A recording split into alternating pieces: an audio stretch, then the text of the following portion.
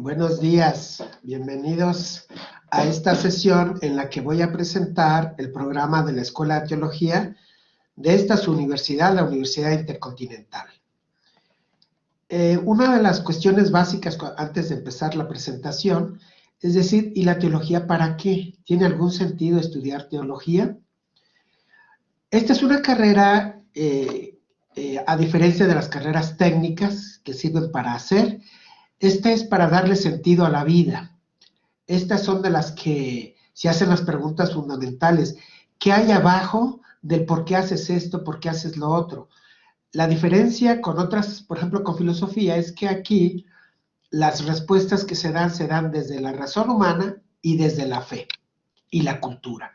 La filosofía solo hace desde la razón humana y la cultura, no incluye la fe. Aquí en teología sí incluimos la fe y se trata de dar razón de los comportamientos religiosos, de por qué y cómo se hace, y si es que se hace presente Dios, por qué es razonable la presencia de Dios, por qué es necesaria.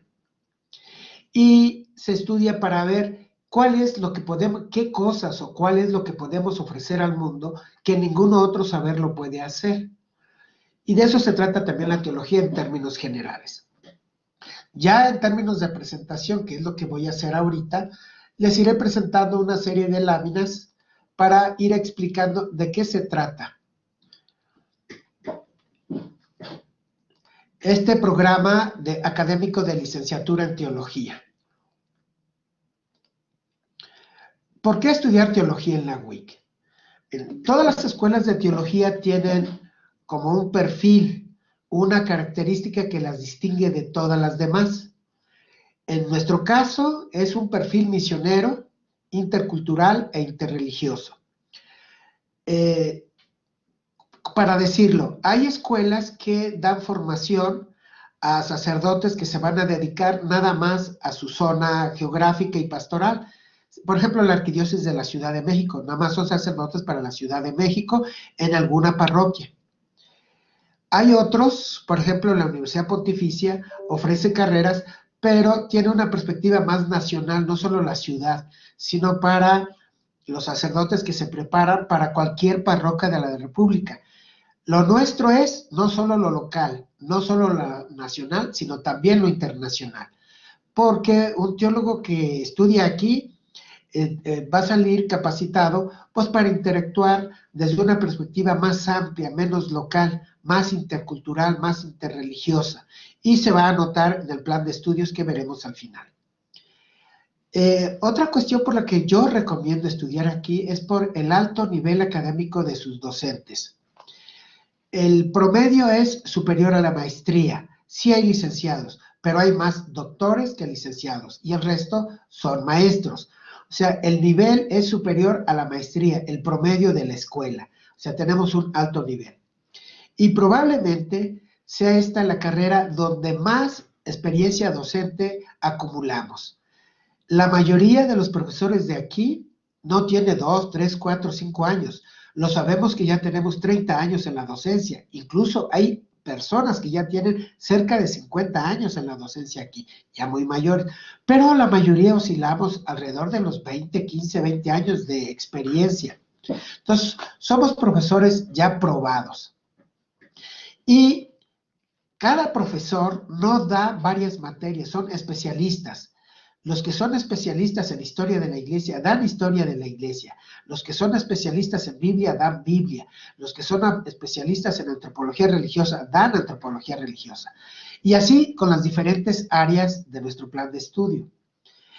Y tenemos un enfoque plural. O sea, siguiendo la norma eclesiástica, en comunión con un evento que se llama Concilio Vaticano II, que es algo así como decir, ¿cuál fue el último acuerdo en la tradición católica? Y el último acuerdo fue en esa gran reunión, en ese gran evento que se llama Concilio Vaticano II. Y todos estamos en comunión con ese gran evento y los contenidos que ahí se expresan. Pero aparte hay una gran creatividad, hay una gran apertura y un enfoque muy plural. Por eso, porque miramos no solo lo local, sino lo internacional. Y es un modelo flexible. ¿Qué significa esto de que es un modelo flexible? Que de pronto no llegas este semestre y dices, yo puedo hasta el siguiente semestre, no importa, empieza con las materias que se inicien en lo que, entre comillas, diría uno, semestre, porque es flexible.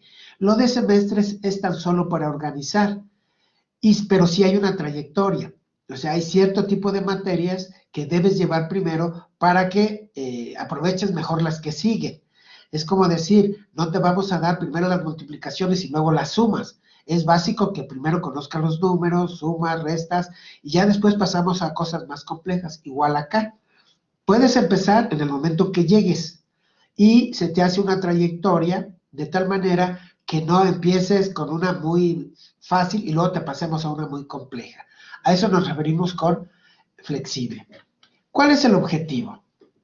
Es que salgas formado, formada, como un profesional que eres capaz de conceptualizar, pero no solo tiene los conceptos claros, que si salvación, redención, liberación, vida eterna, misericordia, compasión, o sea, no solo tienes claros esos conceptos, sino que los puedes explicar, pero no solo los tienes claros y los explicas, también los puedes analizar y decir, en esta época, por las circunstancias históricas, funcionaba así, en esta época funcionó así, y en mi tiempo yo puedo interpretar de esta manera. Entonces, no solo lo une al entender, explicar a nivel teórico y sistemático, es decir, conjuntando todo, sino que eres capaz de interpretar hermenéutico y dar razón de ese saber en tu momento concreto.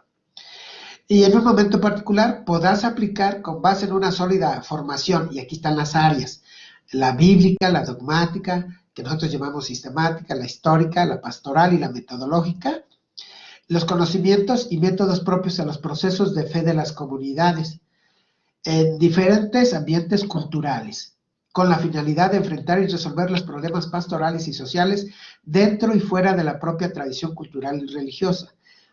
¿Qué significa esto? Que no solo eres capaz de aprender, sino que sabes qué hacer con lo que aprendes. Porque aprender está muy bien, pero si no lo haces un bien común, un bien público, es muy poquito que se quede solo en ti. Entonces la idea es que tus conocimientos tengan una dimensión social, que sean entregados a la mayor gente posible. Y ahí va a estar tu creatividad. Si lo entregas a través de medios electrónicos, en vivo, escribiendo, esa va a ser tu creatividad. Y en el perfil de egreso, entonces vas a desarrollar la habilidad para explicar y analizar las principales afirmaciones de la fe, distinguir las diferentes posturas de la ética, identificar el contenido de las interpretaciones bíblicas, así como esbozar una visión panorámica de la historia de la Iglesia y del contexto socio-religioso y cultural del mundo contemporáneo a partir de la identidad misionera de la Iglesia. Porque esto es propio de nosotros. Uno de nuestros ejes es ser misionera, algo así particular nuestro. Interreligioso, misionero, plural, interreligioso. Y este es como tu perfil. O sea, podrás explicar por qué en determinados momentos de la historia se dijo así y por qué ya no se puede decir así. Pero siempre tienes que decir la misma fe, pero no explicarla de la misma manera ni entregarla de la misma manera. Hay cosas que a ustedes, sobre todo los más jóvenes, ya no les causan impacto y ya no les creen así. ¿Cómo lo dirías tú de tal manera que tenga un fuerte impacto simbólico, social, cultural, familiar? De eso se trata, de una imaginación pastoral. ¿Y cómo serían? Bueno, ya estás estudiando aquí, ya estás en el proceso. ¿Qué cosas tienes que hacer? Aquí vas a tener que hacer prácticas universitarias y servicio social. Esas prácticas las vas a tener que registrar dentro de un sistema que aquí tiene la universidad, igual que el servicio social. Las prácticas inician en quinto semestre y el servicio social al iniciar el equivalente a séptimo semestre. O sea, cuando llegas más o menos al 70% de tus créditos. Se está trabajando para que se adelante un poquitín eso. Y esas prácticas y servicio social los puedes hacer en instituciones educativas, religiosas, en comunidades de adscripción. Esto significa a la parroquia a la que tú pertenezcas, a la diócesis. Tú lo puedes hacer ahí, pero tienes que inscribirlo y alguien te va a dar seguimiento de donde lo escribas. Por decir, si lo escribes en tu comunidad donde vives y ahí hay una ONG que se dedica a derechos humanos, alguien de esa organización te va a dar seguimiento y va a hacer tus reportes y va a decir llevas tantas horas. Entonces lo puedes hacer ahí. Esto, ¿con qué tiene que ver? ¿Con qué haces con lo que sabes? Y ya lo puedes ir practicando en tu propia comunidad o en las necesidades que tú veas, pero alguien te debe dar seguimiento. O lo pueden hacer aquí en Pastoral Universitaria, en las misiones, te puedes inscribir y ahí te van a orientar. El campo laboral. Así, en casi todas las áreas de humanidades, el campo laboral es muy acotado en el sentido de que, pues, en formación integral en las escuelas a todos los niveles, primaria, secundaria, universitaria. ¿Y por qué ahora en todos los niveles? Porque las escuelas están inscritas en la SEP y ahora para hacer esos acompañamientos profesionales piden título. Pero también puedes trabajar en una diócesis o en parroquias. Tú puedes llegar a una parroquia de la Ciudad de México. Mira, la Ciudad de México tiene muchísimas parroquias y casi todas las parroquias solo tienen a un sacerdote. O sea, muy poquito personal. Que tú llegas y le digas, mire, le tengo este proyecto, yo le puedo acompañar a hacer esto, vas a hacer agua viva, vas a hacer agua fresca, porque lo que necesitan es acompañantes. Y hay que ir educando también a estas comunidades para que este sea un servicio profesional y sea pagado, porque aunque sí hay mucho trabajo, luego no tiene el reconocimiento profesional. Y muchos van a aceptar en organismos gubernamentales y no gubernamentales. Por ejemplo, hay organismos no gubernamentales que no tienen idea o tienen una idea muy extraviada de qué es la iglesia, de qué es la fe, de qué es la teología, cuando hablamos de estas cosas. Y a veces esas personas tienen que hablarle a gente creyente. Bueno, tú les puedes orientar, puedes hacer un asesor en contenidos religiosos, pero también puedes ser analista, estar en la radio, en los medios masivos, hacer tu propio canal y ir presentando temas religiosos, escribir en revistas. Puedes trabajar también en editoriales de contenido, observando y viendo que tenga coherencia lo que se está diciendo en centros de derechos humanos, en AR, asociaciones religiosas, y aparte puedes investigar y publicar. Ese sería el ámbito básico de un egresado en teología. Pero a diferencia de otras carreras, un egresado en teología que trabaja aquí, entrega un esfuerzo, un trabajo, un producto, pero se lo queda porque cada día aprendes más.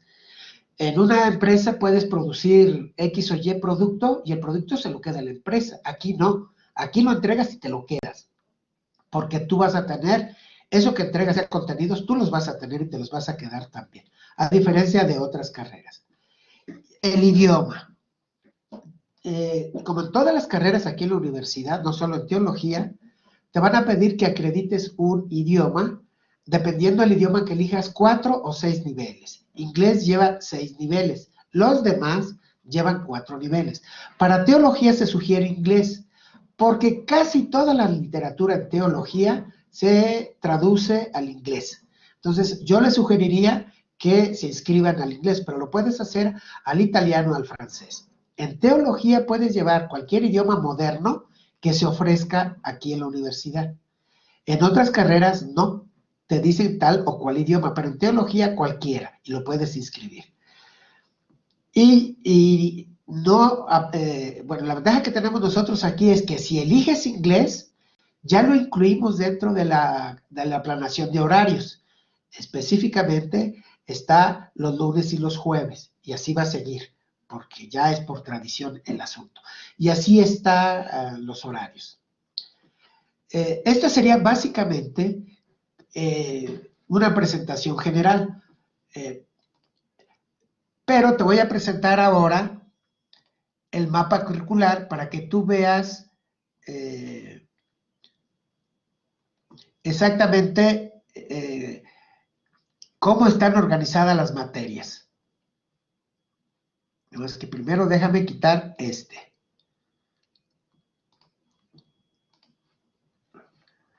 Y entonces aquí tienes el mapa curricular. Ustedes van a distinguir por colores las áreas del conocimiento. Por ejemplo, todo lo verde es todo lo que estudia la cuestión bíblica. Bíblica ya sea el texto o la forma como se trabaja o los métodos en la Biblia. O sea, porque hay un rigor científico. Entonces, todo eso lo vas a estudiar en esta área bíblica que va todos los semestres, independientemente de en cuál empieces, tienen una materia de Biblia.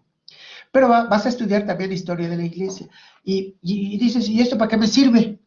Lo que pasa es que lo que hemos dicho y como lo hemos dicho, se dijo en un contexto y en un tiempo. Y la pregunta sería, ¿cómo eso se dice ahora? Porque probablemente tú ves las prácticas de tus abuelos, de tus papás y digas, como que no me ilusiona. Pero ¿qué tal si eso mismo se dice con tus valores culturales, con tus necesidades actuales? Entonces hay que entender en qué contexto se dijo para ser libre y modificarlo. Es la misma fe, lo que cambia es la teología. Entonces, para no tener una teología que ya no te habla y que ya no te es significativa, es importante conocer cómo esa ha ido cambiando en la historia. Y para eso se ve un poco de historia de la iglesia. Es básico.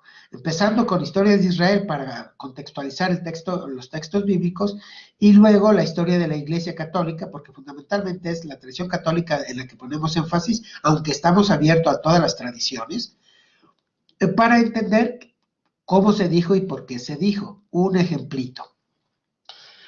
En la Edad Media se dice que eran muy tradicionales, que eran muy de dogma, muy cuadraditos, sí, pero la realidad era la caída del Imperio Romano y era aquello un desorden. Había muchos, el equivalente a golpes de Estado, los grandes jefes tiraban vía las armas a los otros, había una gran devaluación, el sólido, hubo años en que hubo devaluaciones del 10,000%, y eso era un gran desajuste, un gran desconcierto. Aparte estaban las invasiones de los bárbaros y las pestes. Era una gran tragedia. De repente llega una teología bien ordenadita, que nosotros le dijimos hoy conservadora, tradicional, pero puso orden. Y esa gente sintió que llegaba agua viva. Sí, pero ahora eso lo pones en una sociedad plural, abierta, democrática, y dices, no, yo no lo quiero tan cuadrado. Bueno, pues ahora la teología se tiene que decir de acuerdo a las necesidades culturales y sociales. Entonces ya no la puedes decir igual. Y necesitamos gente que sea capaz de decirla a gente de ahora. Es necesario eso para que oriente la vida. Y entonces a eso se dedica la historia. Y también la teología da sus propios contextos. Hay un área que le llamamos sistemática dogmática, que es esta que está en anaranjadito. Como se ven, son muchas materias. Ahí se dice, bueno, ¿a qué conclusiones hemos llegado en diferentes materias? Por ejemplo, aquí está una que se llama Revelación y Fe, Patrología, son padres de la iglesia, la misionología, que decimos que Dios es trino y uno, ¿qué queremos decir cuando decimos eso? Pero aquí tenemos teología de las religiones, no solo el catolicismo, otras tradiciones religiosas. ¿Qué pasa con la espiritualidad? ¿Qué entendemos por estas cosas? La cuestión de la esperanza, aquí se llama escatología, pero en realidad es cuando decimos esperanza cristiana, ¿qué estamos diciendo? ¿Qué relación hay entre las utopías humanas y la esperanza cristiana? ¿Puede haber esperanza cristiana sin utopía humana? Y aquí se vería que no. Las tradiciones marianas, la cuestión de cuál es el concepto y la idea de ser humano que tenemos los cristianos, porque ese concepto de ser humano es importante ponerlo en la sociedad, porque es un bien, otra manera de ver la vida, otra manera de ver las cosas, cómo ayudan a mirarlas con misericordia, no solo como instrumentos para explotación, sino a mirar la vida de otra manera. Aquí está la antropología cultural y la fenomenología de la religión, porque esta y estas son de nuestros perfiles. Aquí están las misionologías, esto es lo propio, aunque las demás también se dicen con ese perfil misionero. La misionología es así transversal, de esquina a esquina, de abajo a arriba, de arriba a abajo. Pero también hay materias específicas. Y hay unas que son más prácticas, que la liturgia, que si está bien así, no está bien así, que por qué ese rito es así, por qué no es así. Todo esto se empieza en liturgia y sacramentos. Están las cuestiones de moral y la vida, la moral y la sexualidad, la moral y las opciones políticas y sociales. ¿Qué dice la sabiduría cristiana respecto a esas áreas de la vida? ¿Qué dicen las éticas? Son las morales. La cuestión de los sacramentos. ¿Por qué los sacramentos tienen que ver con la vida y la vida con los sacramentos? ¿Cómo se unen? Las cuestiones de la ética social, la pastoral. ¿Qué le vamos a hacer a lo que sabemos? Pues tenemos que llevarlo a la vida concreta. Y ahí vamos a ver si esta práctica es mejor que la otra. Y ahí hay una cosa que se llama círculo hermenéutico, ya lo aprenderán si se inscriben, que es cómo la práctica puede corregir lo que decimos en la teoría y cómo la teoría puede orientar la práctica. Y siempre es un círculo vivo.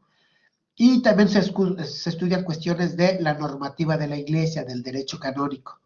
Por ejemplo, en pastoral especial se ve cómo acompañar a las personas que tienen experiencias de límite. Les levantaron a un pariente, que se lo secuestraron ante la muerte de un hijo, el padre, el amigo, la pérdida del trabajo, la separación en el matrimonio.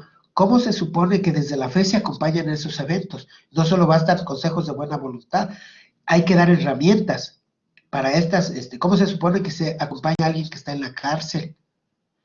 Ese tipo de cosas aquí se dan herramientas. Y esta es la área práctica, y hay un área metodológica. Esta se llama identidad y método en la teología. ¿Qué es la teología? ¿Para qué sirve? ¿Cuál es su método? Y hay temas selectos. En esos temas selectos, pues se va viendo temas de interés particular y algunos general, pero todos tienen el perfil de investigación, porque vas a terminar con un trabajo de investigación. No es la única forma de titularse, hay varias, pero aquí en teología privilegiamos la de escribir. Te puedes titular si fuiste muy brillante y sacaste 9.5 o más de promedio en la carrera y no tuviste ninguna reprobada, porque pudiste haber reprobado una y en extraordinario y te fue muy bien y recuperaste el promedio. El único requisito es 9.5 o más y que no haber reprobado. No importa que no dures los 4 años, puedes llevártela. Entonces, es que de esto yo no conozco mucho. Puedes llevar tu propio ritmo, es flexible. Pero, ¿qué pasa? La mayoría de los que llegan a esta carrera ya traen al menos 2 años de estudios de filosofía y dicen, pero yo no tengo eso. En caso de necesidad, los profesores van viendo tu desarrollo, se te va a pedir que lleves unas materias que se llaman concurriculares. Antropología filosófica, un poquito de historia de la filosofía, y son 2 o 3 materias que las llevarías en líneas, pero a la vez que llevas teología. Y también se da griego. El griego a quienes no son, que no les interesa hacerse religiosas o hacerse sacerdotes, no les obliga. Porque si quieres llevar griego, al menos debes saber el alfabeto y un poquitín de griego. Al menos, aunque no sepas qué dices, leerlo. Aquí dice logos, pero está escrito en griego. Ojo, didáscalos cacos. Gran maestro, pero debes saber leerlo, aunque no sepas qué dijiste cuando dijiste eso en griego. Eso sí lo necesitarías, pero no te obliga si solo quieres el título C. El griego solo le obliga a quienes quieren ordenarse sacerdotes, ni siquiera a las religiosas les obliga, pero si ellas quieren. Pero si tú quieres saberle un poquito al griego, te va a ayudar mucho para la Biblia, porque buena parte de la Biblia se escribió en griego. Entonces te ayuda en la Biblia. Eso sería básicamente de lo que se trata en esta carrera, que mira más al sentido, qué quiero hacer en la vida y cómo quiero entregar la vida, cómo me la quiero gastar y desgastar al servicio de los demás, pero también sobreviviendo de la profesión. Y de esto se trata.